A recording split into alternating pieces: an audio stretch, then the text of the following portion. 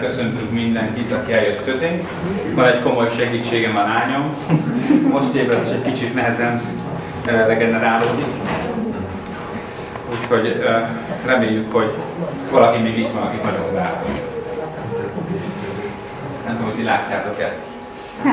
Én látom, hogy itt ülnek mindenkinek a szívébe, aki ismeri őt, az Úr Jézus Krisztust, és mi is őt képviseljük, és azért jöttünk, hogy ővel találkozzunk. És az a jó reménységünk, hogy ő eljön ide közénk, mert azt mondja, hogy 2-3 összejönnek az ő nevében, ott jelen van. Jelentősen többen vagyunk, mint 2-3-an, és hiszük, hogy Isten mozdítani fogja a szíveket, és megismerhetjük őt olyannak, amilyen. És megérthetjük azt, hogy ő egy nem ilyen rideg Isten, aki távol akarja tartani az embert magától, nem egy hideg szívű, kemény ember, hanem ő egy meleg szívű atya, aki várja, hogy az övéi menjenek hozzá, és mi is ebben a reménységre jöttünk ide, hogy mehetünk Istenhez. Álljunk fel és kérjünk áldást erre a mai napra. Nagyon és hatalmas mennyei Atyánk, köszönjük azt neked, hogy te szeretsz minket, Uram. Köszönjük, hogy ismersz minket, és ennek ellenére is szeretsz, Uram. Köszönjük, hogy te vagy az Úr, és te vagy a király, te vagy ennek a világnak a teremtője, te vagy a gyógyító, aki a betegeknek a rabláncait levered. Köszönjük azt, hogy mehetünk hozzád, és kérhetjük azt tőled, hogy jelenj meg közöttünk, és vágyjuk a szívünk a te veled való találkozásra. Vágyjuk a szívünk arra, Uram, hogy te kijelentsd magad közöttünk, Uram, hogy szólj itt a gyülekezetben, Uram, hogy a te hangos szavad, a te csendes beszéded egyszerre hangzódjon, Uram, kinek mind kell, és szüksége van arra, Uram. Köszönjük, Uram, hogy a te beszéded, Uram, éltető beszéd, Uram. A te beszéded által, Uram, a semmiből előhívtad, Uram, ezt a való világot, Uram, ami körbevesz minket, Istenünk. Köszönjük, hogy a te beszéded által, Uram, nyilvánvalóvá lettek az elrejtett dolgok számunkra is, Uram. És megláthattuk azt, hogy bűnben éltünk, Uram, addig, amíg nem ismertünk téged. De te jöttél, Úr Jézus Krisztus, és megmutattad nekünk az igazságnak ösvényeit, Uram. Ami által világosságunk lehet, Uram, már. És láthatjuk, Uram, ennek a világnak a dolgait, Uram, úgy, amint azok vannak, Uram. Hiszen Szent Szellemed által adtál nekünk látást és ismeretet, Uram, hogy mindent megismerjünk úgy, ahogy van, Uram. Köszönjük, hogy abban bízhatunk, Uram, hogy amikor te itt voltál ebből a világban, Uram, akkor kezedet helyezted, Uram, a megszállottakra, és azok megszabadultak, Uram. És akkor itt voltál, Uram, akkor kezedet helyezted, Uram, a betegekre, Uram, és azok meggyógyultak, Uram.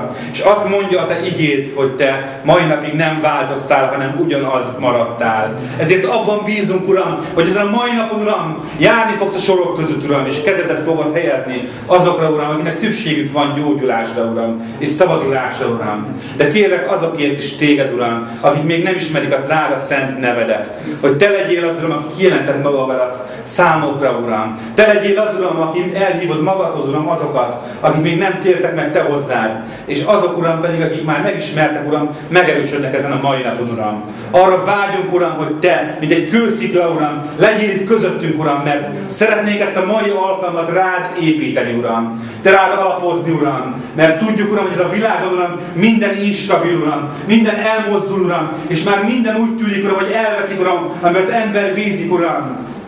Látjuk, Uram, hogy emberek mennek, Uram, a nyomorúságon, Uram, és nem találják a helyüket, Uram, hiszen elveszik a pénzüket, Uram, ebben a válságos időszakban. Látjuk, hogy családok mennek tönkre, Istenünk, és tudjuk azt, Uram, hogy az emberek félnek és rettegnek, mert nem tudják, hogy lesz a holnapjuk. De aki téged megismer, Uram, annak felszabadul a szíve, mert rájön arra, Uram, hogy van egy dolog, ami soha nem változik, ami soha nem múlik el, és az te vagy, Uram, az örök kőszikla, Uram. És most azért jöttünk, hogy veled találkozzunk, Uram. Úr Jézus, kérlek, áld meg a dicséreteket, Uram. Kérlek, hogy legyél közöttük, Uram. Kérlek, fogadd azokat, Uram, és kérlek téged, hogy hadd szálljon le ide a mennyeknek országa, amikor azokat énekeljék. Áld meg, Uram, a szolgálatokat, áld meg az igét, Istenünk, és minden egyéb olyan dolgot, Uram, amit te érted cselekszünk ezen a mai napon. A Jézus Krisztus nevében. Ámen. Ámen. Kérjük a dicsőítőket, hogy akkor szolgáljanak közöttünk énekkel.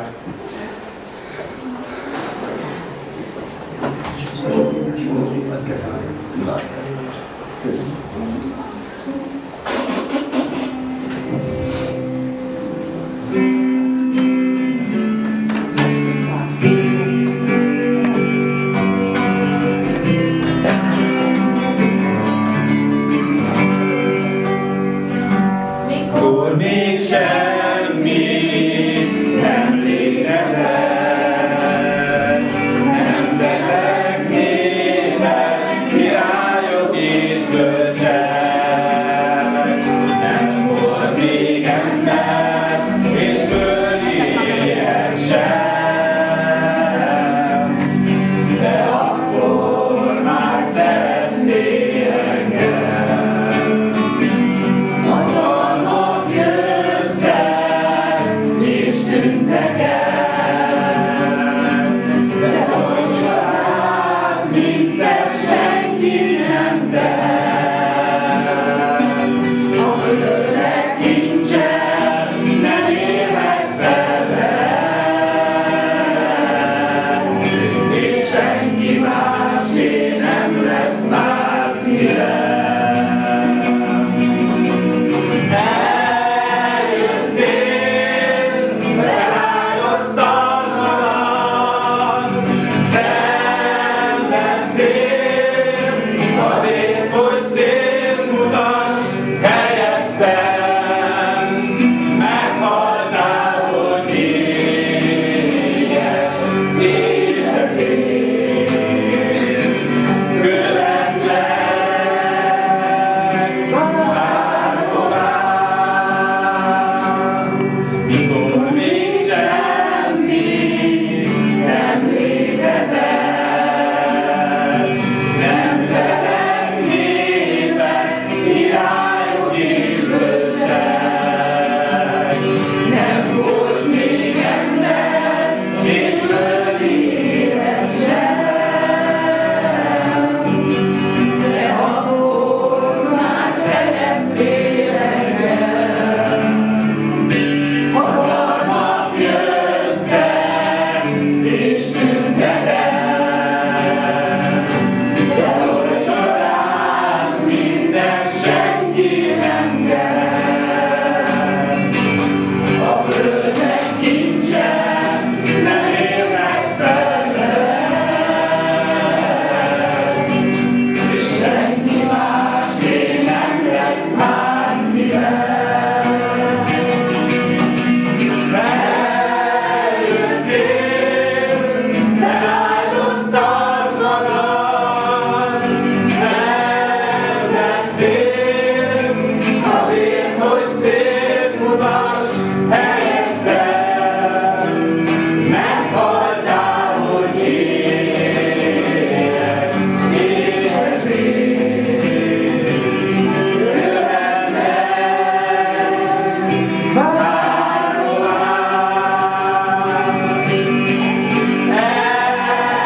Eljöttél, feláldoztad magad, szenvedtél azért, hogy célt mutass helyettem.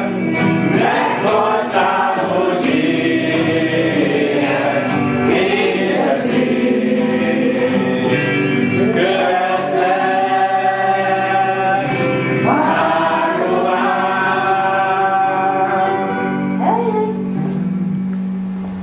Ó, igen, az Úr Jézus Krisztus azért jött el, hogy helyettünk meghalljon.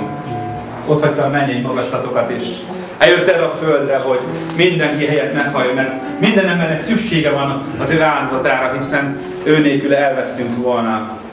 De ő betöltötte a tökéletes és mindenre elég áldozat szerepét, mert ő benne semmi hiba, semmi gonoszság és semmi olyan dolog nem találhatott, ami ennek a világnak az urából származott, és ő legyőzte a halált ezért. És túllépett azon a határon, amit ember nem tudott volna túllépni. Megadta nekünk is a lehetőséget, hogy ő által a szabadságunk és győzelmünk legyen. És én hiszem azt, hogy ezen a mai napon is ő el fog ide jönni, és adni fog lehetőséget mindenkinek arra, hogy vele találkozásunk legyen.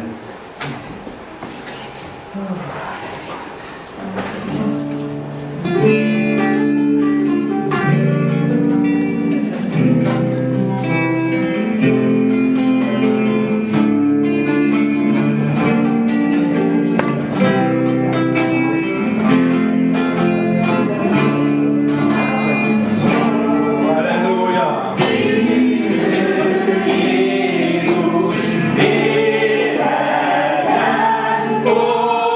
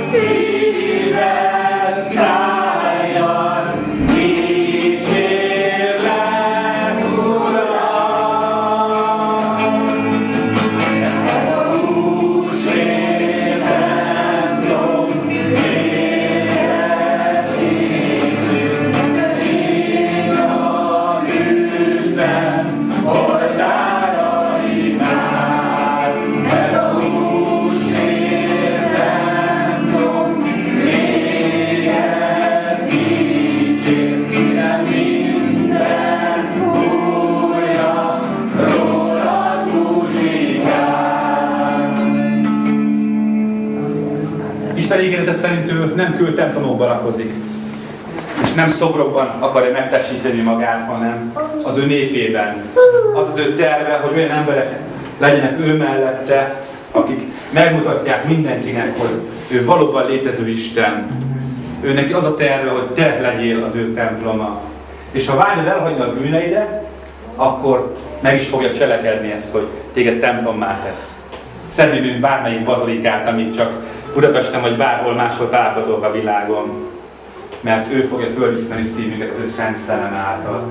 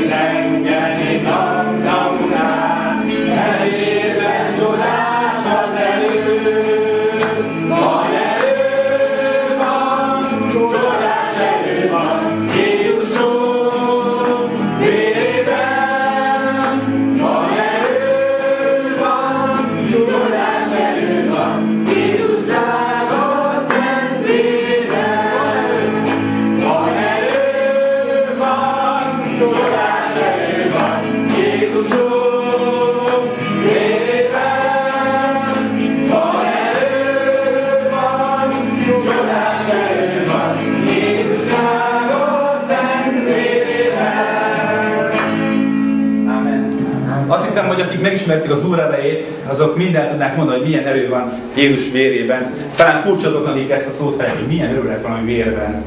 De azt kell tudni, hogy a Biblia szerint az életnek a hordozója a vér. Hát a tudomány is ugye ezt mondja tulajdonképpen, hogy ahol vér van, ott élet van. És azt kell tudnunk, hogy az Úr Jézus Krisztus vérében és sokkal több élet van, mint a miénkben. Mert amikor a vérét adta miértünk ott a Golgotán, hiszen hagyta, hogy fölszögezzék, akkor ez a vér azért volt, hogy nekünk szabadságunk és lehetőségünk legyen megtérni a mi bűneinkből. És ha most én elkezdeném felsorolni, hogy az ő vér engem miből szabadított meg, akkor csodálkoznátok rajta. De most mindenki, aki megtért, már tudja az Úrban, tudna legalább egy dolgot mondani, nagyon nagy dolgot, hogy miből szabadította meg az Úr vére. És lehet, hogy neked is vannak olyan dolgok, akik még nem ismered az Urat, hogy amiből szeretnél szabadulni már nagyon régóta, de nem tudsz. Szeretnél megváltozni valamiben, nem vagy rá képes. Próbáld meg Jézus vére által. Van lehetőséget, hogy abban a dologban megváltozz, megújulj, és megtérj, és megszabadulj. Mert az ő vérében nagy erő van. Ez egy új ének volt, még azért nem tudtuk olyan jól, de azt gondoltuk, hogy a szövege nagyon jó, és szeretnék volna, hogy is halljátok ezt közöttünk. Most vagytok itt először.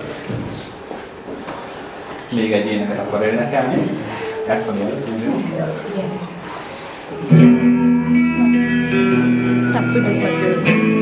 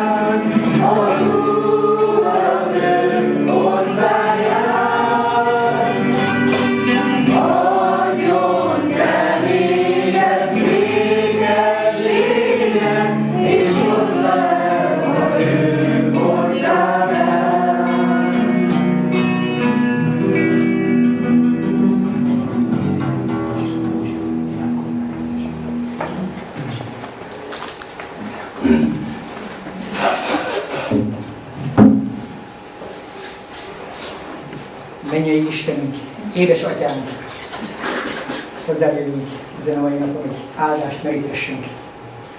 És Te megálltass bennünket, hogy Téged dicsérjük és Téged magasztaljunk. Mert köszönjük, hogy megadtad ezt a lehetőséget, hogy összegyűlhessünk gyermekeid, Téged szeretők, a Téged imádók itt. Drága Fiad Jézus Krisztus, hogy megváltó Istenünk nevében. Köszönjük, Urunk, hogy megálltad a születünk hátralévő részét is. Megálltad a szolgálatokat, egy hirdetést.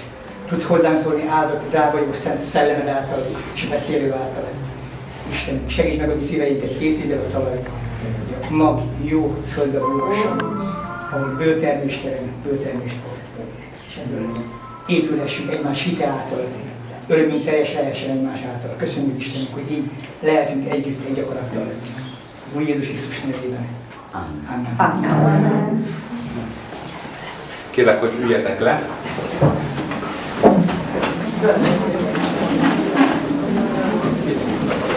Igen, csodálkoztak azon, hogy sokat énekelünk, ennyit imádkozunk, de az igazság, hogy megtapasztaltuk azt, hogy nagyon jó dolog Istennel kapcsolatba kerülni.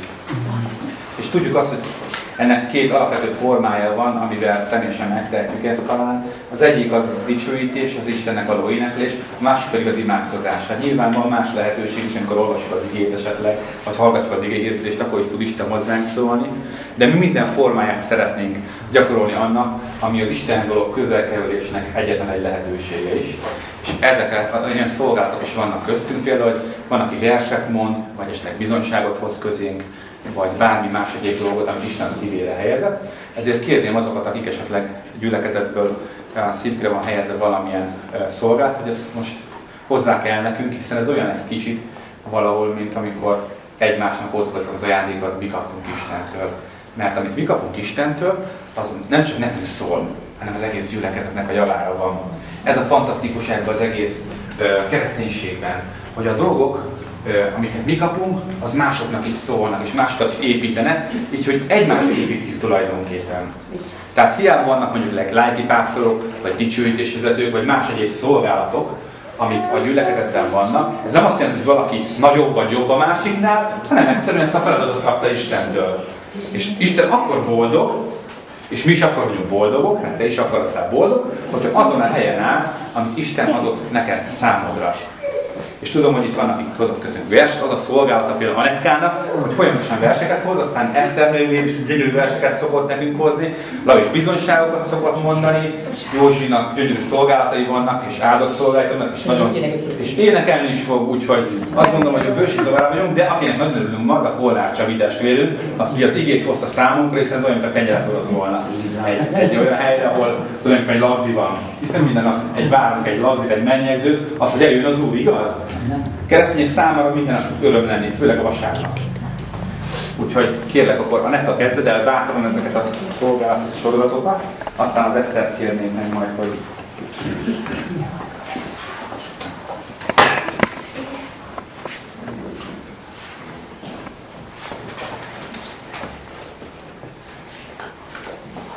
Tartozásom a szeretet.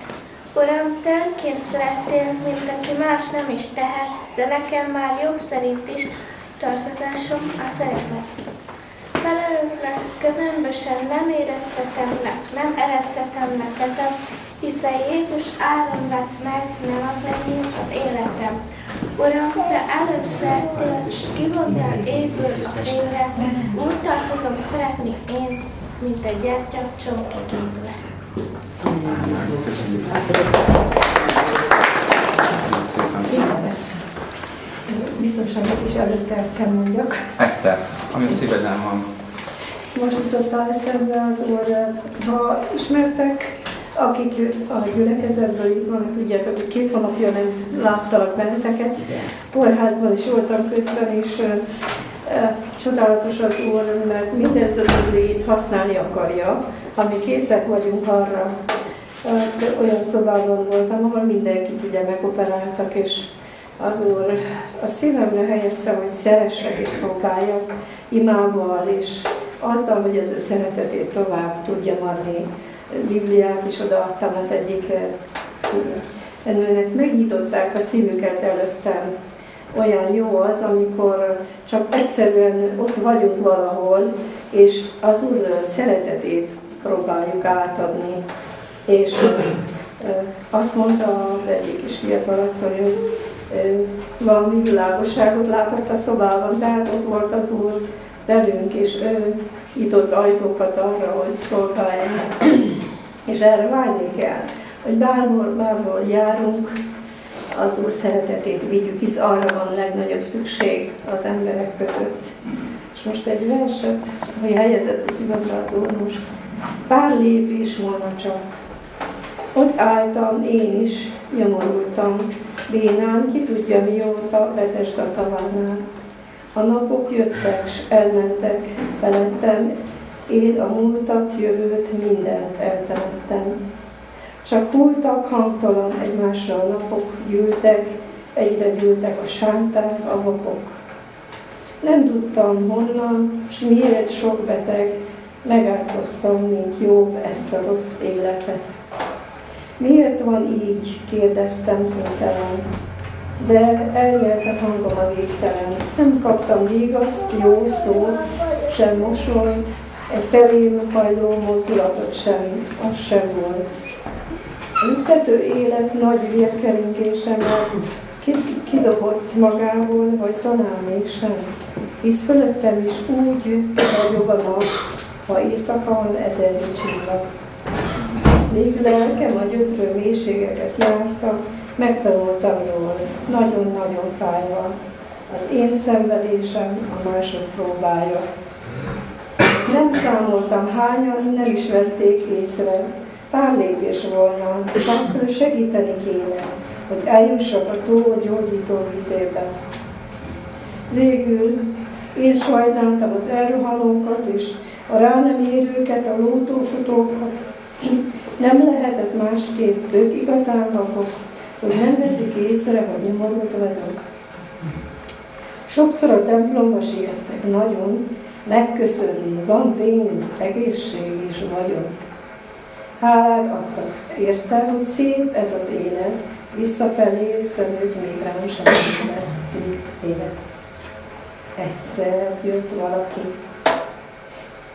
valami csöndesen, a szívembe nézett, megfogta a kezem, szó nélkül emelt föl, és bevitt a tóba. A názáreti volt világgyógyítója. Ezt egy kicsit a történetről? Igen, elmondanám, hogy aki még nem ismeri, volt egy tó a Betesda tava a Názáretben, és nem Názáretben, hanem Jeruzsálemben, ahová a betegeket tették le, akik már járni sem tudtak, vagy volt, akik könnyebb betegek voltak, és volt egy olyan tó, azt mondták, hogy angyal zavarta fel a vizet, és hogyha megmozdult a víz, és aki elsőnek ment be a vízbe, az meggyógyult. És volt ez a beteg, 38 éve beteg ember, aki már minden reményét elveszítette, és amikor az Úr Jézus arra járt, pont ezért az emberét ment oda. Mert azt mondta, hogy ő már lehetetlen, hogy oda menjen, mindenki megelőzte őt. És 38 éve várta, hogy valaki segítsen és bevigye őt a tóba, hogy meggyógyulhasson. És az Úr Jézus kérdezte tőle, hogy akarsz-e meggyógyulni, hiszen már annyi év eltelt, és lehet, hogy beletörődött már az ő állapotában. Az Úr Jézus nem azt gondolt, hogy nem azt arra volt kíváncsi, hogy számára nem volt lehetetlen sem. Ő tudta, hogy neki egy szavába kell, hogy meggyógyuljon ez az ember, hogy az ember akarata azonosul el Isten akaratával, hogy volt-e hite arra, hogy meggyógyul. És ez a lényeg. És elfogadta az Úr Jézustól a gyógyulást, és azt panaszkodta, hogy nincsen emberem, aki bevigyen a tóba. Sokszor vagyunk ám mi is így, hogy nincsen emberünk, aki segítene rajtunk, de az Úr mindig ott van, ha hívjuk, és ha hitünk arra, hogy megragadjuk azt a lehetőséget, hogy meg akarunk gyógyulni. Áldjon az Úr mindenki. Köszönjük szépen ezt a szöveg, és akkor mondod röviden, amit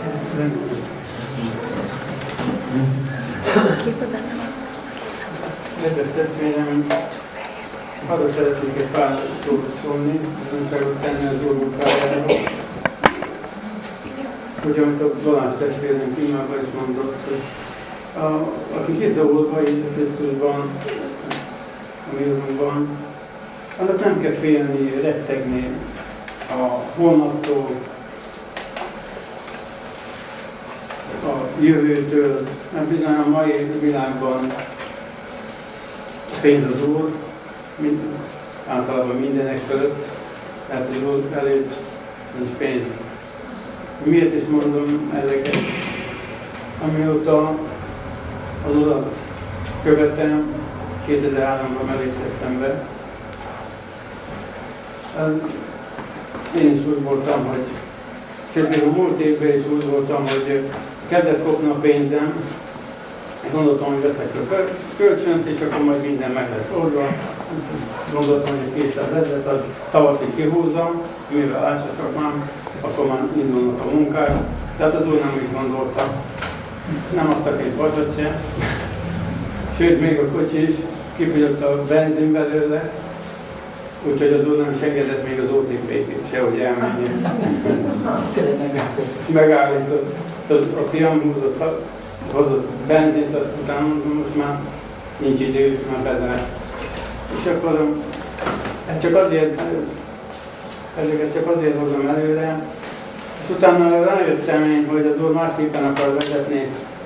Bizony egy hétre maradt, 2-3 ezer forintom. Mégis meg voltak ajánlani. Utána megint is lassan, fokozatban nem haltam, mert nem kellett fordulnom.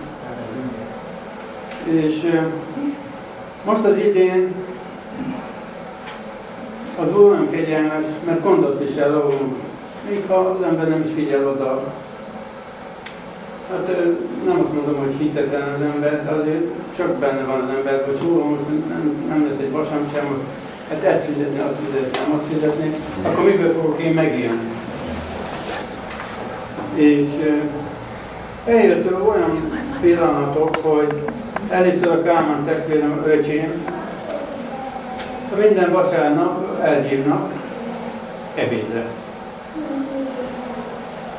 Hát ezt hozzá kell tenni az, hogy egyedül élek. Van pénzem, dolgozok, úgyhogy nincsen problémám annyira. Hála Istennek az Úr visszaadta egészségemet, és mindent, már ruhám, cipőm, autóm, és mindent megáldott. És most, amire visszatérek a lényegre, öcsémik elhívnak minden vasárnap ebédelni, és akkor elbeszélgetünk az Úrról, imádkozunk. Akkor hétköznap még a nővére még őket is az Úr indította, már azért mondom el ezt, hogy az Úr gondot is az övéjére. Ők mindig hoznak nekem egy tányérba, vagy hadékba, és akaszták a kerítésen belül. Ez hétköznap van. Akkor megint megvan a kajám.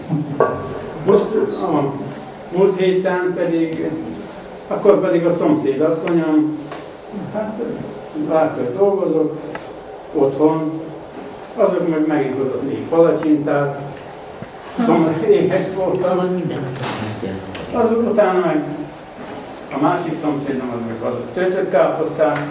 Most nem azért, mert van pénzem, mert dolgozok, az Úr megadja, mert át se szakmám, hanem én ebben az Úr munkáját láttam, hogy olyan jókat adják, hogy nem tudom visszautasítani. Tehát nem úgy, hogy na azok mennek olyan szegény, hogy össze akar esni az éjségtől, hanem olyan jó szívvel adják, hogy ezt el kell fogadnom, és ezt akartam elmondani, hogyha az embernek nincs egy vasa se, az Úr kimunkálja. Tehát nem kell nekünk félni attól, hogy... Tehát példát megmutatta nekem, hogy nem kell attól félni, hogy most nincs munkahelyem, vagy valami, aki az Úrral van, abban a védtettségben, a segítségből, ezt akartam elmondani, hogy bízunk az Úrban, és minden gondunktól megszabadít. Mert hogyha az emberi gondolatainkban, hogy jaj, most mi lesz, jaj, most hogy lesz, mert benne vagyunk itt főleg így jászlózásban is, hogy higgyünk és bízunk azért, valahogy kiadja, megadja nekünk azt, ami kell az párt, a cipőt, az előzőt megadja. Hát én csak erre szeretnék buzdítani, hogy keressük el is a Úrat, a mi Úrunkat, Jézus Krisztus, mert ő áldozta, hogy az életét értünk. Igen, ahogy az énekben is mondta. Igen, köszönöm, hogy elmutattam. Köszönjük mi is, nagyon áldja meg az Úr. Józsikám, akkor... Énekelj, és akkor, ha van szíveden valami, akkor nyugodtan te is. Inkább most énekelni, hanem testvér megbeszél. Igen.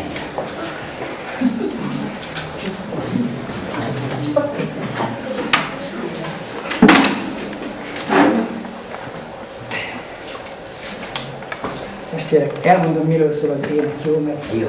tudjátok, hogy nem nagyon tudok magyar éneket, de elmondom. Tehát az ének arról szól, hogy dicsőség Istennek, dicsőség a Fiúnak, dicsőség a Szent Szellemnek.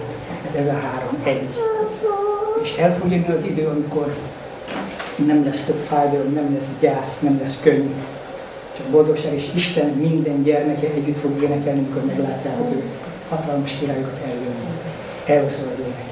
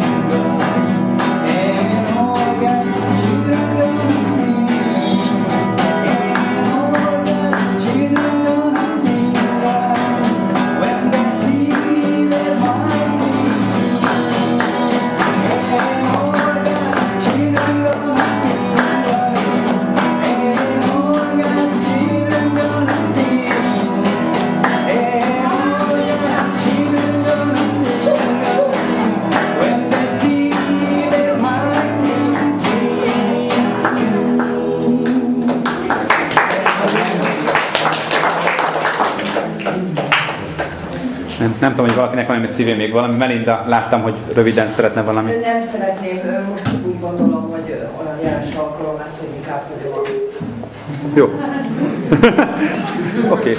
Szentileg meggyőzött téged arról, hogy akkor rendben. Valakinek van még a szívén valami? Senkinek tartsa semmit magába? Oké. Édesatyám, hálát adok neked a te szeretetedért és a te jelenlétedért. Köszönöm, hogy közöttünk vagy. Köszönöm, hogy vehetjük tőled az áldott igét, a mennyei mannát, a táplálékot, amelyre szükségünk van, Uram. És te szeretett közösségben ezt kiárszod reánk. Atyám, kérem a te áldásodat a te gyermekedre, aki szólja az igétre, és a drága szent igétre, hogy ez ellenedjen meg is. Szóljon a mi szívünkhöz, Uram. Te ismered a szíveket, te látod azt, hogy mire van a szíveknek szükségük, Uram. Kérlek, nyisd meg az ajtókat a szívek felé, Uram, a drága szent igéddel. Dicsőség ezért neked. Áldásként küld a te gyermekeidnek, az ige hallgatóinak, Uram, hogy áldásod legyen azon rajta, Uram. És mi dicsőítünk és magasztalunk téged örökön örökké a te gondviselő szeretetedért, kegyelmedért és irgalmadért, mert te mindent megadsz a te gyermekeidnek, amire szüksége van. Dicsőség néked örökön örökké. Köszönöm, hogy hozzád jöttünk. Amen. Amen. Isten igéjéből szeretnék olvasni, 2 igeverset fogok, majd utána továbbiakban még néhányat, de csak egészen röviden. Jakab apostol levelét keressük meg, akinek van Bibliája. Károli fordítás szerint a 269-es oldal, 269-es oldal. Jakab apostol levele, első rész.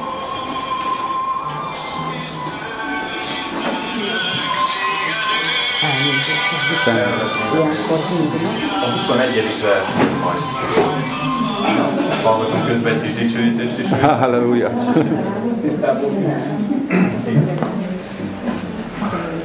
A jelzett helyen az ige következőképpen hangzik. Elvetvén azért minden undokságot és gonoszságnak sokaságát, szelídséggel fogadjátok a beoltott igét, amely megtarthatja a ti lelkeiteket. Az igének pedig megtartói legyetek, és ne csak hallgatói, megcsalván magatokat. Mert ha valaki hallgatója az igének, és nem megtartója, az ilyen hasonlatos ahhoz az emberhez, aki tükörben nézi az ő természet szerinti ábrázatát, megnézte magát, és elment, és azonnal elfelejtette, milyen volt. De aki belenéz a szabadság tökéletes törvényébe, és megmarad mellette, az nem feledékeny hallgató, sőt, cselekedet követője lévén, az boldog lesz az ő cselekedetében. A második rész 12. verse még: úgy szóljatok, és úgy cselekedjetek, mint akiket a szabadság törvénye fog megítélni. Amen. Foglaljatok el.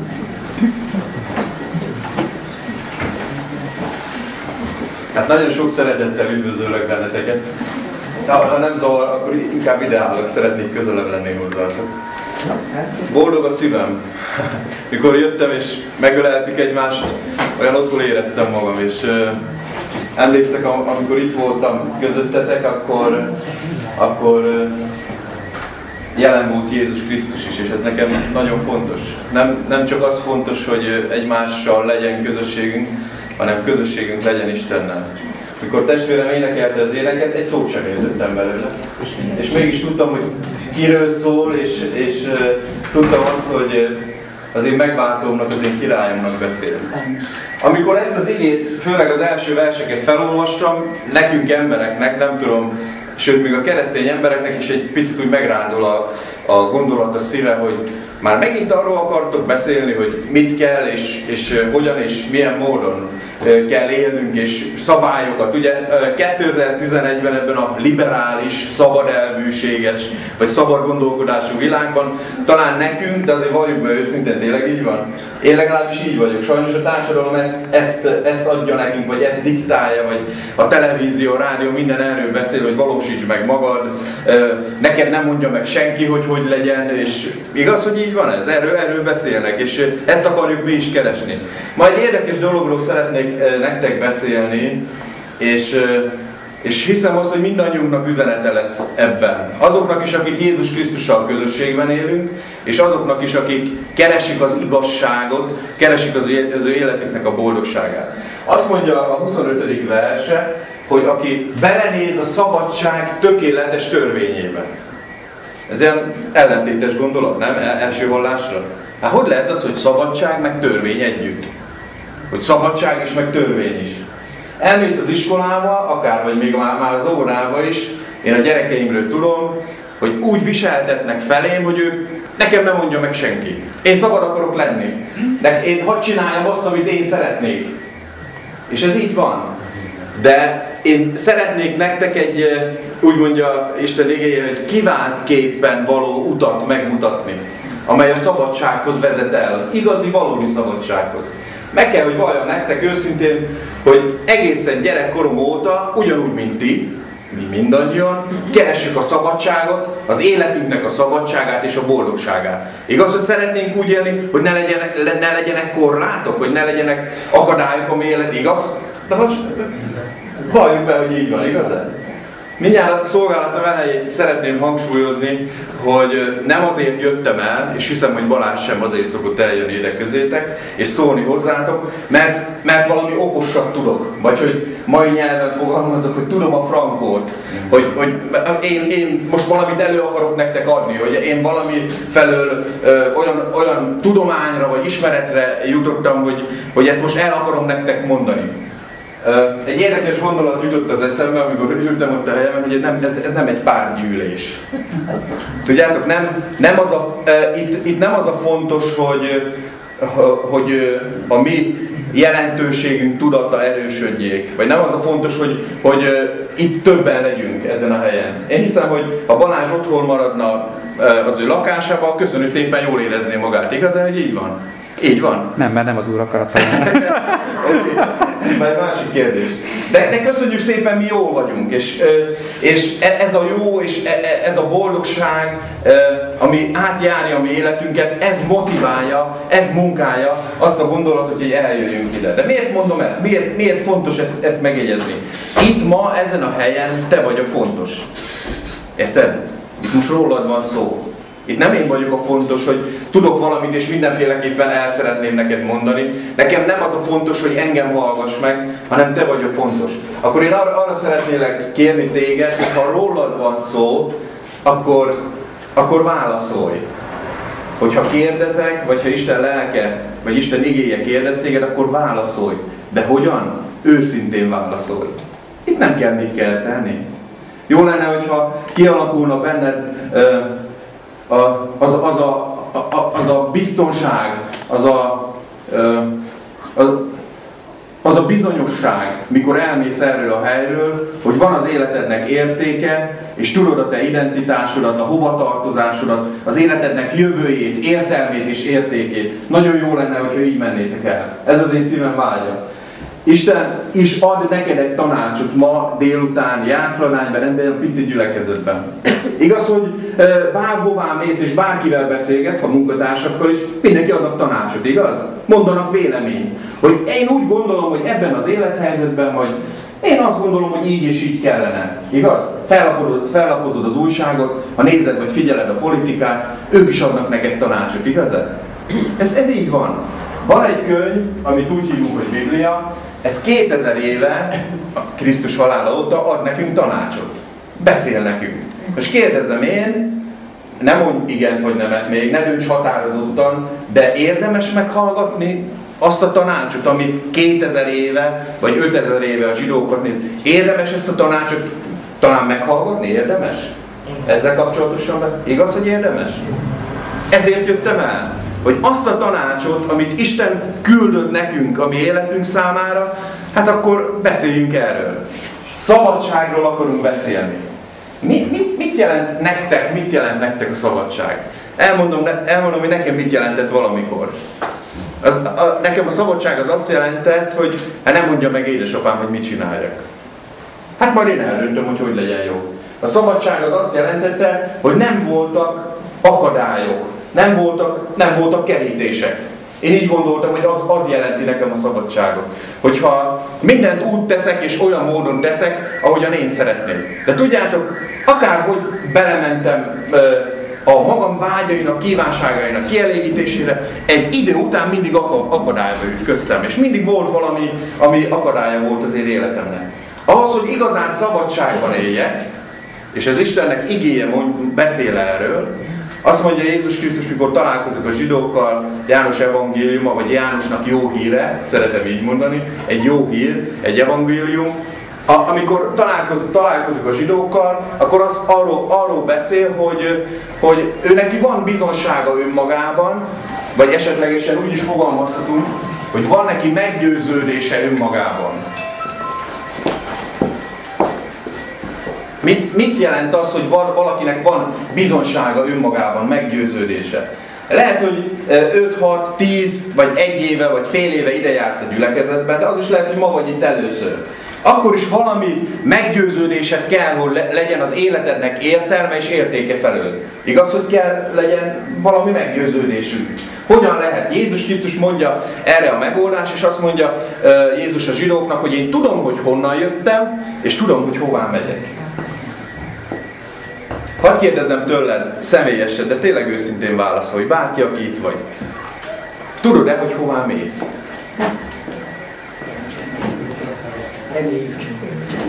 Azt mondja Jézus Krisztus, mikor eljön és feláll az első ige hirdetésére, ott a hegyi beszédnél, azt mondja, hogy elközelgetett hozzátok a mennyeknek országa. Drága testvéreim, barátaim, nem tudunk tovább menni a gondolattal, még te nem tudod magadnak megfogalmazni azt, hogy honnan jöttél, és hogy hová mész. A szabadságnak ez az egyik feltétele. És kérdezem én, holnap hétfőn reggel, hogyan kelsz föl, mire fogsz támaszkodni, hogyha nem tudod, hogy hová mész? Igaz-e? Akármilyen, ha a munkahelyen nézem, én 17 éve dolgozok egy munkahelyen, de akkor mindig tudom, hogy mi a feladatom. Én kamionsofőr vagyok, hát honnan tudnám azt, hogy mit kell csinálnom reggel, hogyha nem mondanák meg, hogy A pontból B pontba el kell szállítani valamit, igaz-e? És akkor mindent tudunk, mindent megtervezzük a mi házasságunkat, a gyermekeinknek a számát, megtervezzük, sok mindent megtervezünk, de nem tervezzük meg az életet, nem tervezzük meg, nincsen úti célunk, nem tudjuk, hogy honnan jöttünk, és nem tudjuk, hogy hová megyünk. És ez minden embernél így van. És higgyétek el, megtapasztaltam a saját életemben, hogy ez az, ami generálja bennünk a félelmet.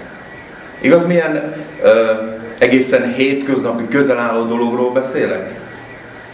Azt mondja Jézus is, hogy még pedig nem a félelemnek lelkét kapjuk, hanem a józanságnak, igazságnak, szeretetnek lelkét. Igaz-e? Tényleg őszintén válaszolj, szokott benned lenni félelem? Nem? Halleluja. Az jó. Szokott bennünk lenni félelem? Mikor úgy este elalszol, és nem tudod, hogy mi lesz a jövő. És nem tudod, hogy mivel kapaszkodsz. Te beszéltél az anyagi biztonság, ugye nekünk a testünknek, a fizikális kielégülésének, még az Istenben való bízás mellett is egyszer-egyszer beárnyékolja mi bizalmunkat Istenhez.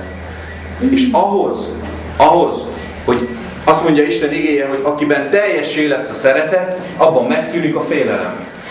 Erről a tökéletes szabadságról, az Istennek tökéletes törvényéről szeretnék ma beszélni. Ne ijedjetek meg a hosszú bevezető után, nem nagyon leszek hosszú. Ahhoz, hogy az Istennek szeretete, ahhoz, hogy az életednek szabadságát meg tudjad élni, ahhoz szeretetben kell, hogy élj.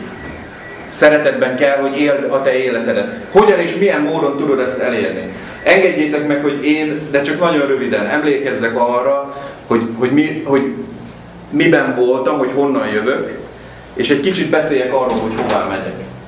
És közben megbeszéljük majd azt, hogy hogyan és milyen módon lehet igazán szabad a mi életünk, és mi az a törvény, vagy mi az a szabály, amiről Isten igéje ma úgy szólt nekünk, hogy ha valaki belenéz ebbe a tökéletes törvénybe, vagy aki megismeri és beletekint Istennek igéje alapján úgy, aki pedig belenéz a szabadság tökéletes törvényében, és megmarad abban, az boldog lesz az ő cselekedeteiben. Szabadság tökéletes törvénye. Emlékszek arra, amikor én fiatal ember koromban kerestem igazán, és itt állok, őszintén mondom nektek, igazán, mindent megtéve, elhittem azt, amiről a világ beszélt, elhittem azt, hogy ha alkoholt fogyasztok, hogyha barátnőm lesz, hogyha paráznaságban élek, és elhittem azt, hogyha sok pénzem lesz, magánfuvarozó voltam, elhittem mindezeket, hogyha ezek meg lesznek, őszintén mondom, elhittem, hogy akkor én boldog ember leszek.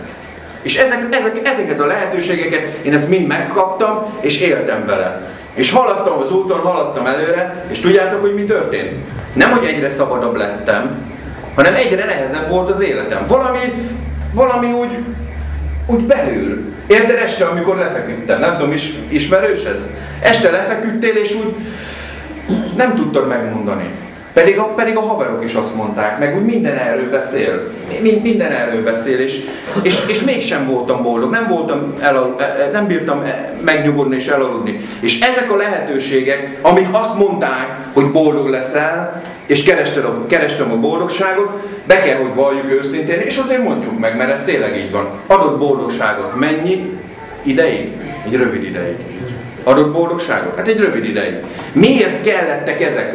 És tényleg itt szeretném, Isten lelke jöjjön segítségünkre, és őszintén gondolkozzunk a magunk élete felé, hogy miért tettük ezeket, mindezeket. Azért, mert amiket hibákat elkövettünk, vagy esetlegesen előttünk levő útszakasz volt, annak a félelmei valahogy le kellett kontrollálni, le kellett takarni. Igaz, hogy így volt? Volt bennünk egy pici remegés. Mi lesz a jövővel? Hogy lesz a családunkkal? Vagy esetlegesen olyan hibát követtem el a munkahelyen, vagy a feleségemmel szemben, megbántottam és rágott a lelkiismeret. Én így voltam vele. Kell, hogy tudjátok, hogy alkoholizmusból vett ki engem az Úr. És fogtam, és ittam néhány pohárral. Egy kicsit lepihentettem, úgy megnyugodtam. És adott biztonságot, adott nyugalmat, kicsi feledékenységet. De mennyi ideig? Nagyon rövid ideig. És amikor megjózanodott, és amikor kijózanodott, amikor megpihent, de ez nem muszáj, hogy csak alkohollal. Lehetett, valaki úgy teszi ma is, meg akkor is tette, hogy elment egyik buliból a másikba. Most ugye ez ilyen szokás, hogy itt forgatunk bokrácsot, ott magyarul, nem tudom, lehet, hogy csak felénk, gazdagabb emberek vannak, de nálunk mindig valamit kitalálnak. Csak azért, hogy zaj legyen közöttük, hogy hangosan beszélj, ne kelljen gondolkozni. Ma délután ez a néhány perc, ez arra van, hogy gondolkozzunk el, hogy igazán mi az életünknek az értéke, és miben nyerünk boldogságot. És mind ezeket kerestem, és tudjátok, egy idő után arra a következtetésre jutottam, nem is kellett következtetni, hanem azzal álltam szembe, hogy nem hogy szabadabb legyek, hanem a mozgásterem nem hogy kisebb lett, hanem láncok vannak rajtam. Már nem tudok mozogni. Tudod, volt időszak az életemben, mikor nem akartam inni, de nem tudtam nem inni. Aki ezt nem érte át, soha nem tudja ezt megérteni, hogy milyen dolog az. Mikor tudod, a te értelmed, a szíved, a lelked, a gondolatod mind azt mondja, hogy nem, és te nem voltál képes arra, hogy nem.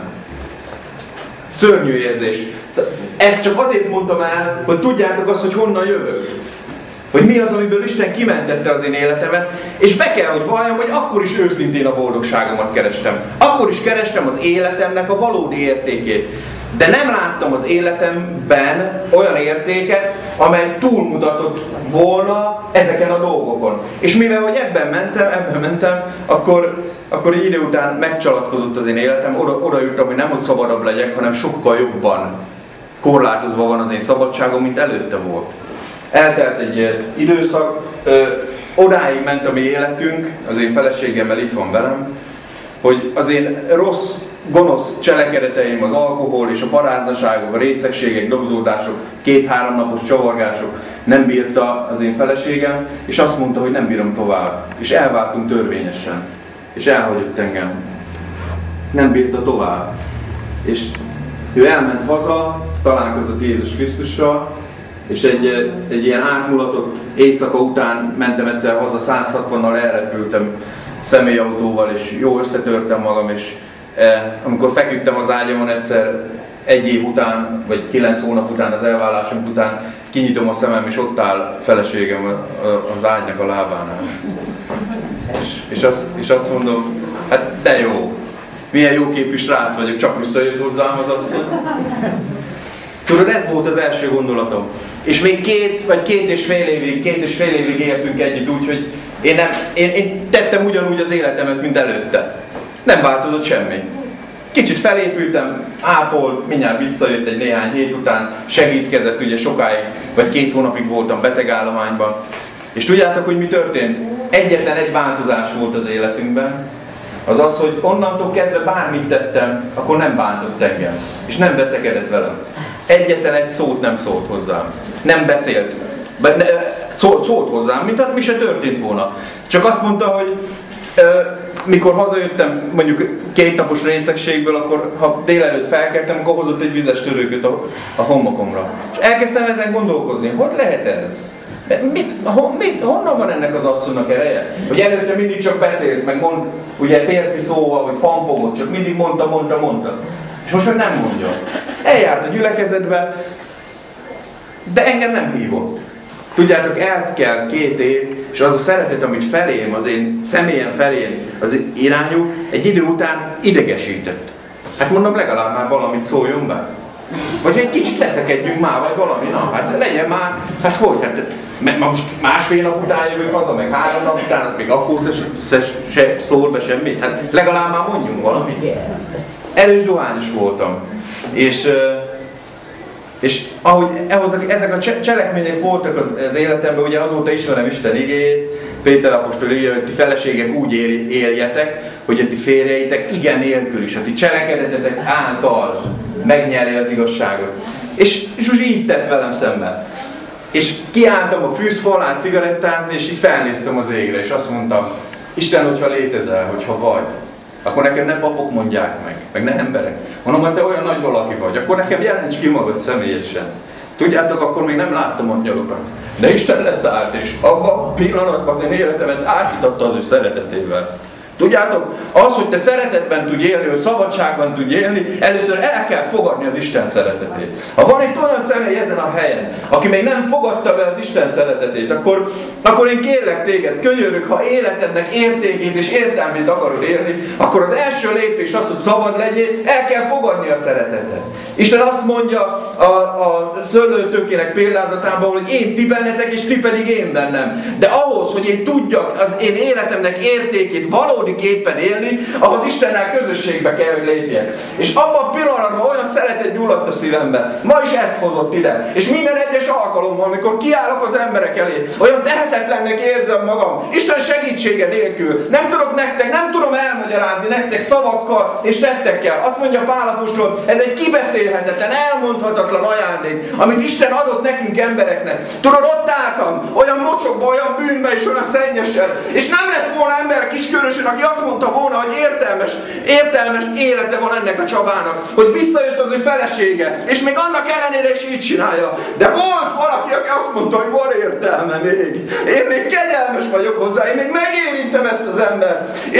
És most is feszíti az én mellkasomat az a szeretet, amely megérintett akkor. És azt mondtam, hogy ugyanúgy próbára teszem, mint a kurvázást, a csavargást, az italozást, és megpróbálom, hogyha ezáltal boldog leszek. Testvéreim, barátaim, vannak nehézségeim az életemben. Ne gondoljátok, hogy sétagalop a hívő élet, nem erről beszélek. Nem azt mondta, hogy boldog cselekedeteid lesznek, bocsánat, hanem azt mondta, hogy minden cselekedetedben boldog leszel.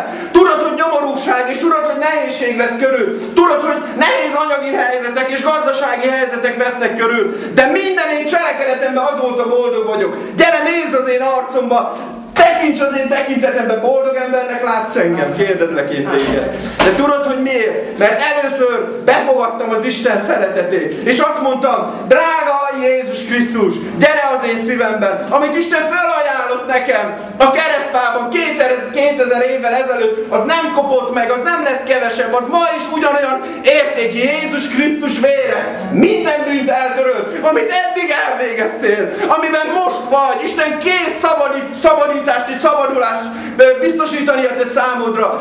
Ez az evangélium, ez a jó hír, hogy így lehetsz szabad a te cselekedeteidben, így lehetsz boldog és tökéletes törvényed. Ez a törvény, hogy új parancsolatot adott nekünk Isten, hogy egymást szeressétek, de nem tudsz szeretni mindaz idáig, még Isten szeretetét és megbocsájtó kegyelmét nem fogadod be a te életedben. És tudod, eljött egy időszak az életemben, mikor befogadtam az Istennek kegyelmét és szeretetét, mikor megtanultam azt, és kimondtam, hogy drága Istenem, a te szent lelked által jöjj az én életemben.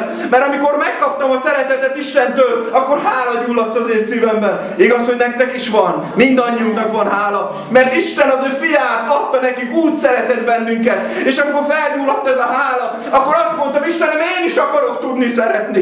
Én is akarom azt a szeretetet adni az embereknek.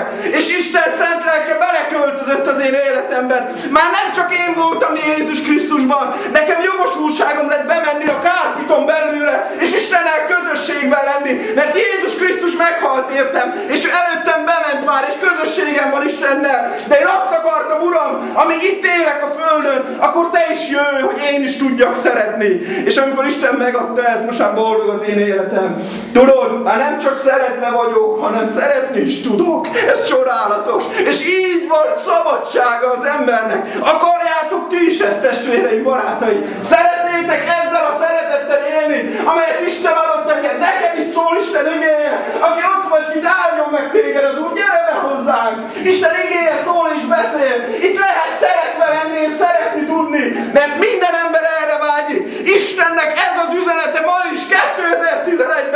Isten nem változott meg, még a változások árnyéka sincs rajta, mert kiárad ma is Istennek lelki és annak az ereje.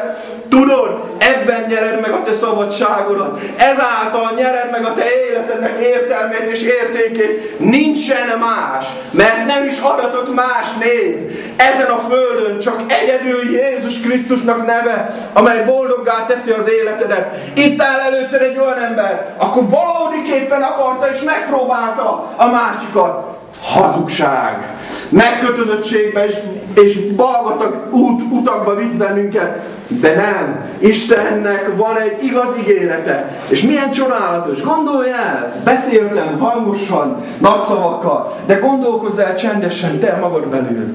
Milyen csodálatos ez, hogy úgy leszel te szabad, hogy valaki más vitte el, és szenvedte meg a te bűneidnek következtét. Tudod, nekem kellett volna meghalni. Nekem kellett volna azt, amit én tettem, nekem kellett volna. És nem értettem, hogy tud a feleségem megbocsájtani minden nap. Nem értettem, hogy lehet ez. Nem értettem. Azt mondtam meg, hát ezt nem értem, már idegesít. És utána megértettem, hogy Isten úgy szerette ezt a világot, hogy ő önmagát az ő fiában áldozta fel azért, hogy neked és nekem életem lehessen. És tudod, a mai modern társadalomban arról beszélnek, hogy hát élj a mának, nem lesz tovább.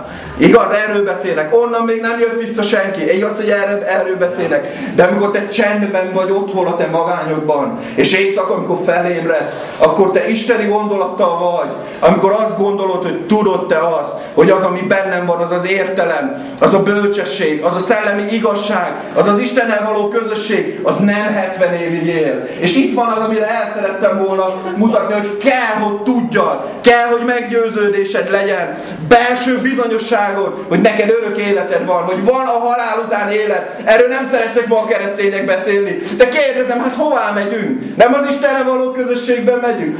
Testvéreim, voltak az életemben egy olyan szakasz, amikor Jézus Krisztusról olyan hálás voltam neki. És azt akartam, Uram, menjek el a mennybe, hogy megölelhesselek téged. Hogy valahogy érintselek meg, hogy megmondjam neked személyesen, hogy odaálljak veled szembe, hogy Jézus, szeretlek téged.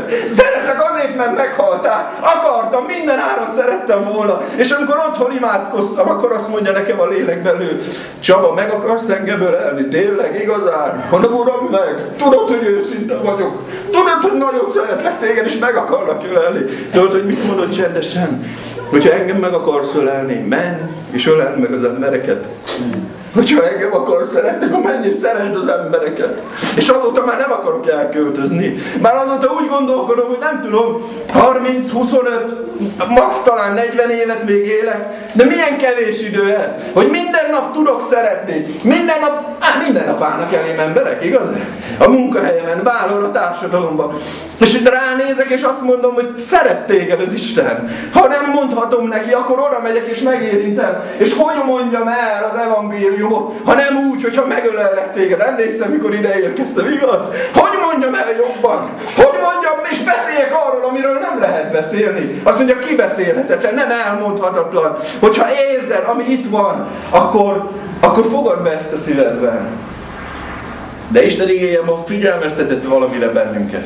És ez nem kárhoztatásunkra íródott meg. Sokszor sokan beszéltek, már én magam fülével is hallottam, hogy Jakab apostolnak ezt a levelét ilyen ostornak használták a keresztények. Nem erről van szó. Nem azt akarja Isten, hogy neked félelem és összeránduljon egy gyomrod, hogyha te nem tartod meg Isten igéjét, akkor ez és ez és ez lesz. Nem erről beszél. Azt mondja, hogy ne legyél feledékeny hallgató. Ne csak eljöjj ide a gyülekezetbe, és meghallod Isten igéjét, és megérint téged. Igaz, hogy megérint? Ha Isten lelke valahol megjelenik, ott minden embert megérint. Ez így van? Ez így van. Minden embert megérint. Ha Isten lelke által jövünk össze Jézus Krisztus nevében, akkor mindannyiunkat megérint Isten lelke. De ma, amit hallottál, azt vidd haza. Ne legyél feledékeny hallgató, hogy belenéz a tükörbe, és mindjárt el is felejti, hogy miről van szó. Most rólad van szó. Most már elhiszed, hogy rólad van szó. Te, aki itt vagy barátkozó, nem ismerlek mindannyian benneteket. Te, aki itt vagy, elhiszed, hogy rólad van szó? Itt nem Csabiról van szó, nem Balázsról. Itt rólad van szó. Isten és a te kapcsolatodról van szó. Ha hiszel benne, ha nem hiszel benne, akkor is ez így van. Erről van szó. Hiszünk, mindannyian hiszünk, csak kérdés, hogy miben. És ezért nagyon fontos, hogyha eljössz ide a gyülekezetbe, akkor forgasd a te szívedben azokat, amit Isten szól neked. Tudod, hogy miért? Mert azt ígérte nekünk Isten igéje ma, hogyha mindezeket forgatod a te szívedben, ha otthon kinyitod a te Bibliádat, ha keresed, kutatod, ne higgy nekem. Higgy a saját meggyőződésednek. Én azt mondtam a fűzfalat, nekem emberek nem mondják meg. Most már tudom, hogy Isten mondja meg emberek által, de akkor azt mondtam, nekem emberek nem mondják meg. Én nem fogom azt mondani, ha Balázs azt mondja, hogy jobbra, majd ha én meggyőződtem, hogy jobbra. Lehet, hogy így furcsán hangzik, de hívő családban nőttem fel, gyerekeim, a szüleim is hívők voltak, de engem nem érdekel. Csak mindig kényszerítettek, hogy menj, ezt kell csinálni, azt kell csinálni. És ilyen kényszert éreztem. Én azt mondtam, hogy majd én meggyőződök róla. És tudjátok, bármikor Isten elé fordultam, bármilyen kérdésben, Isten mindig meggyőzött engem. Vagy igen, vagy nem. De Isten mindig meggyőzött engem. De azt kérem, hogy az én szavamnak hidd. És hogy esetleg, ha meg is mozdította a te lelkedet Isten szent igéje, az ő jelenléte ma itt, én azt mondom, hogy rágd meg, gondold át. Mit veszíthetünk, igaz? Hogyha elfogadjuk a munkatársunknak tanácsát, és gondolkozunk, nem? Van egy barátnőnk, mond valami tanácsot, gondolkozunk rajta 3 napot is. Igaz, hogy így van, nem? Akár iskolában vagy, igaz? Így van, gondolkozunk. Hát akkor Isten valamit ma tanácsolt neked. Beszélt valamiről. Isten lelke itt ma jelen van. Amen. Jézus Krisztus itt van jelen. Ő beszél neked. Szól a te szívedre. Nagy érték ez neked? Nagyon nagy érték. És gondolj bele. Magyarország, Jászladány, kicsi hely. Kiskörös, egy kicsi jelentéktelen Viskó. És Isten alkalomról eljön oda. És beszél nekem, tanácsol. Ennyire szeret Isten. Tudod, Isten is nagyon jó megvan a mennyben. Igaz, hogy megvan? Nincs ő, és most képzeld el, bocsáss meg, hogy ilyen durván fogalmazok, de szerintetek Istennek szüksége van ránk? Nekünk van rá szüksége, igazán? Össze szoktuk keverni. Szerintetek Balázsnak szüksége van rátok?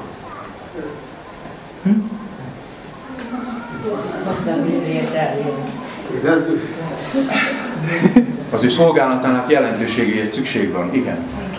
De gondolkozz egy picit. Ki van nagyobb szükségben? Halleluja. Isten lelkén megmutatott nekem valamit, gyertek el. És fogadjátok az üzenetét alkalomról. Mert neked van szükséged rá. Tudod, Isten szeret téged, és fáj neki, ha nem vagy itt. Isten szeret téged, és fáj neki. Tudod, nekem az a feladatom, és azért kellett ide állnom, hogy Isten szívének érzését közöljem feléd. Hogy elmondjam, hogy mennyire szeret téged. Ezt megláttuk a keresztfában, igaz ez? Az ő életét adta, de ezen felül ő gondoskodni akar. De nem kényszerít téged, akar. Szabad akaratból. Jöhetsz bármikor. Erre a helyre is. Vagy legyen még majd másik, meg nem tudom. Majd legközelebb jövünk a műszfába, jövünk össze 200-an. Legyen úgy, ámen? Akarnátok? De miért? Hát, hogy ők is ott legyenek, ahol mi leszünk, igaz? Ez a mi szívünk vágya. De ahhoz, hogy ez megtörténjen, ahhoz, hogy kiteljesedjen és jelentősége legyen a te személyiségednek, ahhoz minden alkalommal kezedbe kell venni Isten igéjét, mert arról beszéltünk, hogy ha valaki belenéz a szabadság tökéletes törvényében, az boldog lesz az ő cselekedeteiben. Emlékeztek, már említettem, ez a gondolat nagyon fontos, az Úr a szívemre helyezte. Figyeljetek csak ide egy kicsit. Még egyszer, nagyon figyeljetek. Nem azt mondja Isten, hogy gond nélküli lesz az életed, hogy nem lesz akadálya a te életednek. Nem azt mondja Isten, hogy nem állnak majd veled szembe gonosz emberek. Nem erről beszél. Nem azt mondja Isten, hogy itt a földön minden rendben lesz. Nem erről beszél Isten. Nem azt mondja Isten, hogy nem kell már tovább a testnek cselekedeteivel küszködnöd. Én 12 évet értem meg. A megszentelődés útján jártam végig, sőt járok ma is. És minden nap a lélek törekszik és küzd a teste. Igaz? Így van, Balázs? Így van. Minden nap küszköd. Nem azt mondja Isten, hogy rózsaszín felhőbe fogsz ülni, és ugye ez a sikerevangélium ma is hirdetik sokan Európában. Nem erről beszél Isten, hanem azt mondja, nem boldog cselekedeteid lesznek csupán, mert tudjátok, hogy a másik oldal pont erről beszél. Nem? Nyerjél 5-öst a lottón. Igaz? Ha szoktak-e? Ó, hogy akkor milyen boldog leszek. Az én munkaadóm, az én főnököm most tavasszal találkozott és keresi az Urat, az Úrral való közösséget. Pedig majdnem 10 milliárdos éves forgalma van a tüzépünknek, és ő a tulajdonos. Akkor elképzeljétek, hogy milyen gazdag ember lehet, igaz? Még ide is elér, egészen Szolnokig van a nagykereskedelmi területünk. Itt vagyunk egészen közel. És tudod, oda állt elem és letérgyelt, és azt mondja, Csaba, csak 1 perc kell abból a szabadságból és boldogságból, hogy tiéd. Mondom, Feri, tiéd ingyen lehet. Nem kell ehhez pénz, semmi se kell hozzá. Tiéd lehet ingyen, ezt Isten adja neked ingyen. Akkor van boldogság a pénzben? Nincsen. Igaz, hogy be vagyunk csapva? Igaz, hogy így van?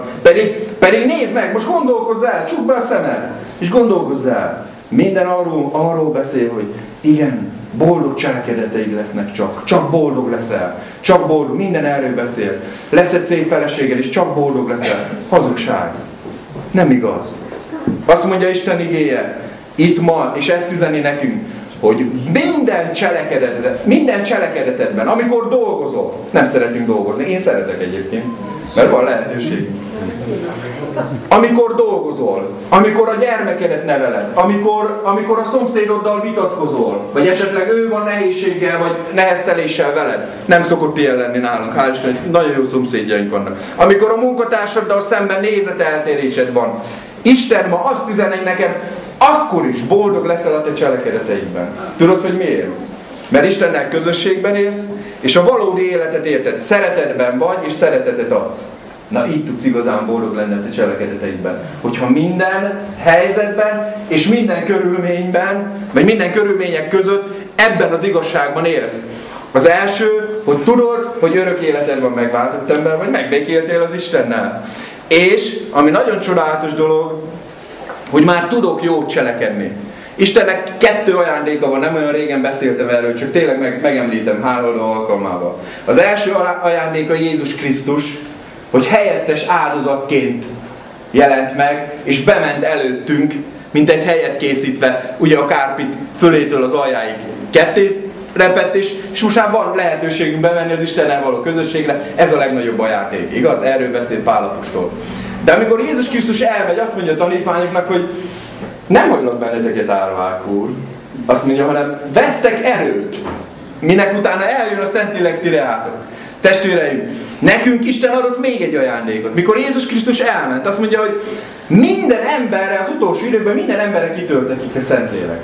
És tudod, neked itt ma hirdetem, van lehetőséged közösségre lépni Istennel, és utána pedig azt mondja Isten igéje, az apostolok cselekedő, így beszél, hogy lesz erőd. Mihez lesz erőd? Hát szembeállni a testnek vágyaival, szembeállni a gonoszszal, a rossz munkatársal, a kísértésekkel lesz erőd. Kérdezem én tőletek, akartok ezzel az erővel élni? Akartok szembeszállni mindezekkel? Hát Isten feltárta nekünk ezt, mint lehetőséget, mint ajándékot ad nekünk, hogy nem csak Istennek Jézus Krisztus élhet bennünk, hanem mi is élhetünk ő benne. Értitek? Ez nagyon csodálatos dolog. Mi is élhetünk őben, és megfordítom a gondolatot, és ő is élhet mi bennünk. És tudod, amikor atrociszás él, amikor olyan dologban bántanak, amikor azt érzed, hogy hát pedig jogosult lett volna, nálam van az igazság, vagy én gondolom jól, és hogy tudom én ezt lekezelni, akkor neked és nekem van erőm. Istentől, az a szeretet, azt mondja, ugyanazzal az indulattal legyetek egymás iránt, vagy az emberek iránt, mint Krisztus Jézus volt ti irányotokban, igaz? Atyám, azt akarom, hogy úgy szeressék egymást, mint hogy én szerettelek titeket. Értitek? Amikor te kegyelmet nyertél és szeretetet nyertél, közösségben léptél Istennel, akkor innentől kezdve a hitnek az ereje ott van te benned, és ez köt össze Jézus Krisztus által Istennel, de viszont kaptál egy hatalmat is. A szeretetnek a hatalmát. És ezzel élhetsz. Jézus Krisztus nevével, az ő vérével, annak az erejével, a szeretet hatalmával élhetsz, és tudod, így leszel győzedelmes. Hiszitek ezt? Nap mint nap megélem, és megtapasztalom mindezeket. És hirdetem nektek is, hogy Istennek igéje és az ő igazsága mi közöttünk ilyen módon lesz nyilvánvaló. És amikor ezekről beszélgettem, és hogyha visszaemlékezünk, hogyha tudjuk, hogy honnan jöttünk, és beszéltünk arról, hogy mi vagyunk a szükségben, igaz?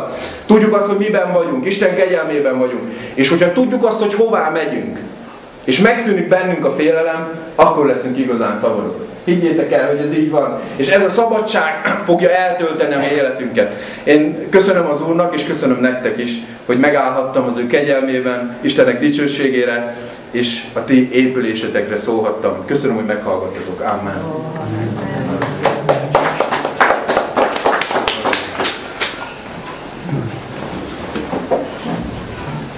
Tassunk is a hálánk az Úrét. Köszönjük, Csabi, ezt az átadó erővel megszólaló üzenetet hoztál nekünk.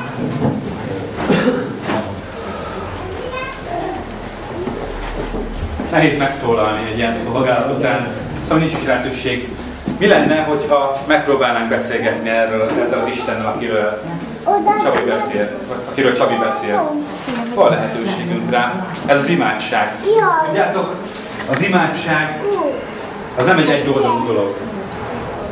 Hol elhatolom Istennek, hogy nekem mire van szükségem, Isten jegyzetel, és jó, hallgattam, fiam, oké, megcsinálom. Hanem az imádság egy beszélgetés. Beszélgetés az Istennel, a Teremtő Istennel, és az ő teremtettjével, tehát te veled. Isten nem egy rideg kapcsolatot akar, hanem azt szeretné, hogyha mi közöttünk egy forró, tüzes, szeretetteljes kapcsolat lenne. Ő és mi közöttünk. Jézus Krisztus, amikor eljött el a földre, akkor mindenét adta, amilyen volt. A legtöbbet, amit csak adhatott valaki, az ő életét. Azt mondja az ige, hogy ő engedelmes volt. Meddig? Mindvégig. A kereszthalálig engedelmes volt. De minek volt engedelmes? Az Atya Istennek? Nem csak neki volt engedelmes, hanem egy olyan törvénynek, egy olyan, amiről Csabi is beszélt, ami a mi szívünkben kezdi beleírni egyerőtesen magát. Ez a törvény pedig a szeretetnek törvénye. És tudjátok, amikor az emberben szeretet van, akkor olyan dolgokat tesz, ami a józan észen dolgait is felülírja. Időt szán olyan emberekre, akik tulajdonképpen neki idegenek. Energiát rak bele olyan dolgokba, ami számára nem fontos, hanem csak egy másik embernek. A szeretet felülírja a saját magunk érdekeit. És tudjátok, mi a furcsa ebbe az egészbe? Ebbe az egész szeretet dologba? Mondjuk az ember ezt megnyeri, megérti és gyakorolja, akkor érzi azt, hogy gazdaggá válik. Amikor nem a saját érdekeiért küzd, amikor nem szakad meg a saját maga érdekeiért, nap mint nap, és pusztul majdnem bele esténként, amikor lefekszik, hanem elkezd másokért élni, akkor felszabadul a szíve, és boldog lesz, azért, mert így lettünk megteremtve. Isten minket a szeretetre teremtett meg. Arra teremtett meg, hogy szeressük egymást, de arra elsősorban, hogy szeressük az Isten. Őt. És ennek az egyik kifejezési formája az, hogy imádjuk őt. Az imádat egy olyan foka a szeretetnek, ami már feltétel nélküli. Képes vagy erre? Hogy így fordulj az Isten felé. Ilyen elfogadással. Ilyen feladással, megadással. Ezért szoktuk felemelni a kezüket. Uram, én megadom magam. Ezért imádkozunk így sokszor. Amikor kitárom magamat, Uram, semmi feltételem nincsen előtted. Próbáld meg. Csabi megpróbálta ott a fűzfalat. A fűzfalat Isten. És Isten ezt hozta ki belőle. Néhány éve még a kocsmában együtt támasztottuk volna a pultot, igaz, Csabi, ha találkozunk. Most meg együtt zörgetünk a mennyeknek a ajtaján. Uram, nyisd meg a mennyek ajtaját! Hagyj áradjon le a te drága szent szellemed! Ezt csináljuk most, igaz, Csabi? Zörgetünk ott jó erősen, és nem hagyjuk az Urat, hogy ne áldjon meg minket, mert tudjuk, hogy rászorultak vagyunk, nyomorultak vagyunk. Az ő áldása nélkül elveszünk. Függő volt az alkoholtól. Most mitől vagy függő? Az Úr Jézus Krisztustól. De ettől nem is akarsz szabadulni. Nem érzed azt, hogy nem akarsz még egy pohárral inni az Úrnak az áldásáiból, hanem amikor az Istenhez közel kerülsz, akkor állandóan szomjas vagy, és még többet akarsz belőle, de ettől nem bolond leszel, mármint nem úgy, mint az alkoholtól, hanem örömteljes leszel. Mert tudod, Isten úgy teremtette meg az embert, Ádámot és Évát, hogy mindig ott legyen vele közösségben. Azt írja a Biblia, hogy Isten a kezdetén Ádámmal együtt sétált a kertbe. Ezt akarja tőled az Úr. Együtt sétálni veled. Most már 7 milliárdan vagyunk ezen a földön, tudtátok? Te vagy a 7 milliárdból az egyik. De Isten nem feledkezett meg rólad. Nem azt mondja, hogy te vagy az elhanyagolható kisebb, kevesebb, hanem azt mondja, hogy te is fontos vagy. Akármilyen nyomorult helyen élsz, akármilyen nehézségek között küzdesz, vagy nem. Fontos vagy. Lehet, hogy nem téged mutogatnak a tévében minden nap, de Isten minden nap rád néz. És azt mondja, hogy tudjátok, mit várt az Úr? Azoktól, akik még nem voltak ilyen helyen, hogy egyszer itt legyetek. Ezt a napot várta. Nézegette az életedet. Még 392 nap, hogy itt legyen. Számolt vissza, és most örül az Úr. Ha meg akarsz térni hozzá, akkor örül az Úr, mert azt mondja a Biblia, hogy egy bűnös megtérése fölött öröm van a mennyben. Ha van lehetőség, örömet okozni a mennybe. Imádkozzunk, menjünk az Úr elé imádságot. Köszönöm, drágám, nagyon arany is. Nagyon szép, köszönöm. Édes mennyei Atyám, eléd járulunk, Uram, mi szívünket hozzuk eléd. Hálával köszönjük meg neked azt a lehetőséget, hogy nem vetetted az embert örökre, hogy nem hagytál minket elpusztulni, Uram, és nem hagytál minket reménység nélkül, hanem elküldted hozzánk az Úr Jézus Krisztust, akik számunkra egy új reményt hozott. Egy olyan világosságot, Uram, amit csak benne és csak általa találhatunk meg. Köszönjük neked ezt a mindent felölelő ragyogást, Uram, ami belőled árad, Uram. Köszönjük azt, Uram, hogy te tűzzel lobogsz, Uram, olyan szeretettel égsz felénk, Uram, amit mi meg se tudunk érteni, és nem is tudunk látni, Uram, addig, amíg közel nem jövünk te hozzád. Istenünk, ma te eljöttél közénk. Eljöttél közénk a szolgálatokon keresztül. Eljöttél közénk, Uram, a beszédeken keresztül, amit a szolgálatokon szóltál, Uram. Eljöttél közénk a dicséreteken keresztül, Uram. Jössz, Uram, minden nap. De ma különösen közel jöttél, Istenünk. Ezért áldjuk a te drága szent nevedet, Uram. Mert érezzük és tapasztaljuk, hogy jó az Úr. Amen. És ez a jóság mindenek felett való. Köszönjük, hogy ez a jóság minden értelmet meghalad, Uram. Uram, te tudod, hogy dolgoknak mi a vége. Tudod, hogy a világnak mi a vége. Tudod, hogy a mi életünknek mi a menete, Uram. És most jössz, Uram, és azt mondod, hogy meg akarom jobbítani te életedet. Meg akarom jobbítani te sorsodat. És rád akarom helyezni az én védő óvó kezeimet, mert én a te atyád vagyok. Ó, Istenünk, ezért áldunk téged, hogy ilyen közel jössz, és szavakat szólsz hozzánk. Köszönjük, hogy vonod a szívedet, a mi szíveinket, Uram, szent szellemed által. Kérlek, erősíts meg bennünk a tudatot és a hitet, Uram, hogy te veled ragaszkodjunk, te hozzád ragaszkodjunk, és te beléd kapaszkodjunk minden nap, úgy, mint az asszony, Uram. Te ruhádnak szegélyét szeretnék megragadni, és gyógyulást találni nálad. Vagy mint az a samárai, Uram, aki jött és azt mondta, hogy egy morzsa is elég, amit te asztalodról lehullik, Uram. Uram, elég, amit te adsz nekünk. Nem kell több, nem kell más. Nem kell úgy csak az, amit te akarsz adni. Hála azért te néked, Úr Jézus Krisztus. Ámen. És most van köztünk olyan, aki megérintett az Úrnak a szent lelke, és maga az Úr Jézus, és azok is, akik már elfogadtak az Urat.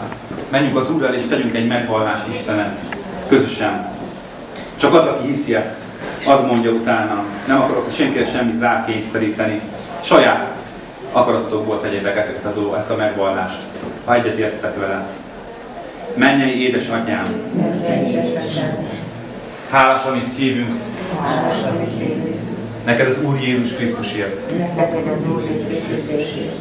Köszönjük, hogy nem hagytál minket meghalni a bűneinkben,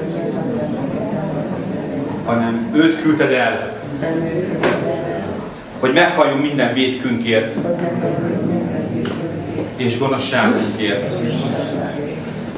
Köszönjük ezt a mindenre elég áldozatot, amit a názereti Úr Jézus Krisztus bemutatott a Golgotai kereszten.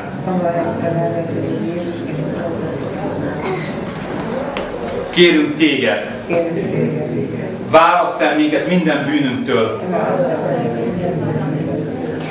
hamisságunktól, gonoszságunktól, az ő vérének áldozata árán.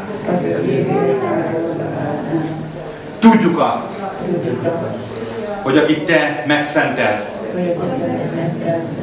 az elkülönülettől a világtól arra, hogy üdvözüljön. Szeretnénk üdvösséget nyerni. Elhiszem, hogy te vagy az én Uram. Te vagy az én megváltóm. És a te kereszt halálod elég az én bűneimek váltságáért. Kérlek, jöjj az én életembe minden nap.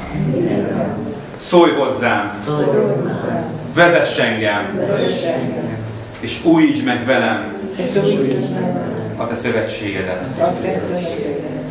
Mindörökké. Ámen. Ez nem egy varázslás, egy hókusz-pókusz, hogy innentől kezdve minden rendben lesz, de Isten azt ígérte, hogy nem kell ennél több ahhoz, hogy üdvösségünk legyen, és az üdvösség útján tudjunk járni. Az a lényeg, hogy hűségesek tudjunk maradni az Úrhoz. Énekeljünk énekeket az Úrhoz, az Úrnak. Utána egy szeretett vendégséggel várunk mindenkit. A nőtestvérek készítek szendvicsekkel, meg különböző finomságokkal, úgyhogy szeretettel várunk a szomszédot. Igen. Aki nem is kell Minden.